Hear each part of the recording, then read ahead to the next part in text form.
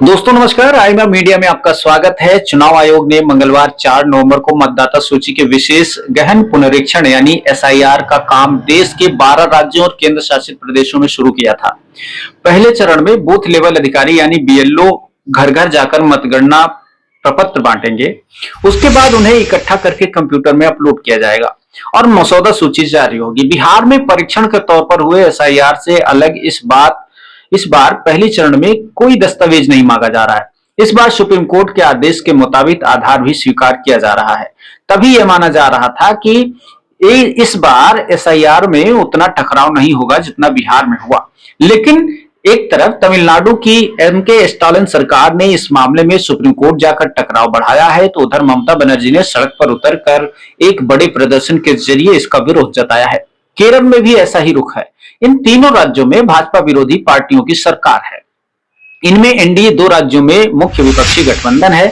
केरल में भी भाजपा एक बड़ी ताकत बन रही है। इन 3 राज्यों में भाजपा और उसका गठबंधन टकराव के लिए तैयार है। बिहार में फर्क यह था कि यहां एनडीए की सरकार थी, इसलिए सरकार की ओर से कोई असहयोग नहीं हुआ। तभी चुनाव आयोग को सिर्फ विपक्षी गठबंधन का जवाब देना पड़ा। इन राज्यों में पहले दिन से विवाद शुरू हो गया। बंगाल में तो बीएलओ प्रशिक्षण के लिए ही नहीं जा रहे थे। अनुशासन की कार्रवाई की धमकी देने पर वे गए तो वहां भी प्रदर्शन किया और आरोप लगाया कि चुनाव आयोग उन्हें दस्तावेज नहीं दे रहे हैं ताकि वे इस ट्रेनिंग का कार्य दिवस के तौर पर साबित कर सके। अगर ऐसा नहीं होगा तो राज्य सरकार इसको छुट्टी में गिनेगी। बूथ लेवल अधिकारी सुरक्षा व्यवस्था की भी मांग कर रहे थे। एक तरफ राज्य सरकारों को अविश्वास है तो दूसरी ओर भाजपा की तैयारी भी है। भाजपा ने इसकी शुरुआत पश्चिम बंगाल से की है। पश्चिम बंगाल में भारतीय जनता पार्टी ने चुनाव आयोग से कहा कि वह 24 जून के बाद जन्म प्रमाण पत्र को नहीं स्वीकार करे। ध्यान रहे कि 24 जून को चुनाव आयोग ने बिहार में एसआईआर की अधिसूचना जारी की थी। इस अधिसूचना में मतदाताओं के सत्यापन के लिए 21 दस्तावेजों की सूची जारी की थी। उसमें आधार को नहीं रखा गया था। बिहार में इस वजह से बहुत से लोगों को मतगणना प्रपत्र जमा कराने में दिक्कत हुई। इसके बाद पश्चिम बंगाल में बड़े पैमाने पर जन्म प्रमाण पत्र बनाने का काम शुरू हुआ। राज्य की ममता बनर्जी सरकार ने अपने कार्यकर्ताओं को जमीन पर उतारा, जिन्होंने मतगणना सूची चेक की और यह सुनिश्चित किया कि उनके समर्थकों के जरूरी दस्तावेज हों।